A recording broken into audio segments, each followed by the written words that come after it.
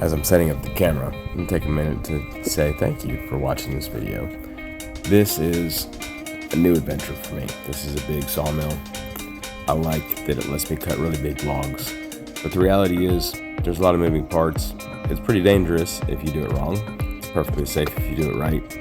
There's a lot of ways to get it wrong. So you see me walking around, checking it, making sure I've got all my ducks in a row, making sure I've got my chocks in. I'm going through my startup process with the saw really slowly because this is actually the first time in a few months that we've done anything significant with the saw.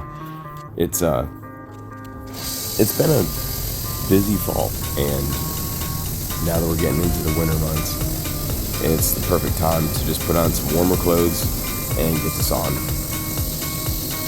Sawing in the summer is just, it's always hot and sweaty, and the more clothes you put on, the hotter you are. The fewer clothes you put on, the more you end up feeling like an abominable snowman covered with dust. So this is the right season for it, and I was excited to get it up and running and get through this customer's log form. This is a local silver maple, actually came off of Main Street of Murfreesboro, Tennessee.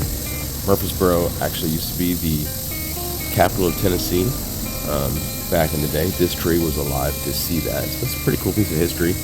And my buddy Jake Shaw asked me if I would cut this up, and I was very pleased to do so.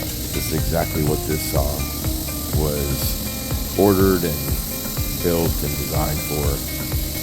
Really happy to have this saw. So I'm just going for 3-inch slices here, and got everything tuned in. It's going really well. It does slow down a little bit on the flare end, which is the part of the log that was close to the ground. Anytime you get close to that really highly figured wood down in the bottom of those silver maples, it'll bind up a saw blade pretty quick. It's just because wherever the coolest grain is, that's where it grabs the most. So get pretty good speed going through the log and then slow down a little bit just to get through the end. So I've got this sped up at about 30 times normal speed, so you can see the light just fading. It was just a really pleasant fall day, and this was a really fun little way to get going for the season.